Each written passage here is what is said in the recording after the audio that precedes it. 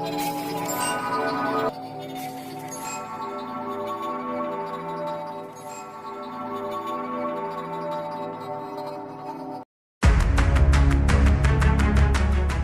çayında suyun səviyyəsi artıb, bəzi ərazilərdə daşaraq təsərrüfatlara ziyan vurub. Çayın Sabirabad rayonundan keçən hissəsində bir neçə ərazidə suyun səviyyəsi əsas mühafizə bəndinə çatıb. Daşan suyun ətraf sahələrə yayılma riski artıb.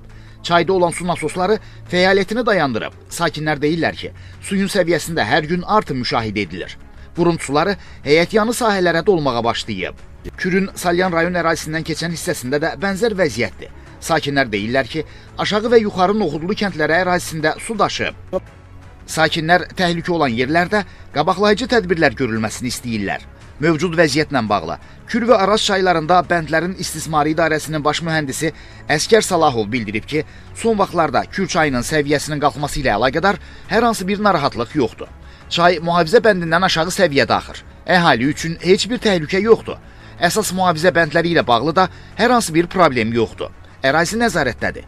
İdarədən o da qeyd edilib ki, Kürdə suyun artması ilə əlaqədar olaraq bütün texnikalar mühafizə bəndlərinin üzərində yerləşdirilib. Hər hansı bir qəza baş verərsə, müdaxilə etmək üçün hazır vəziyyətdə saxlanırlar.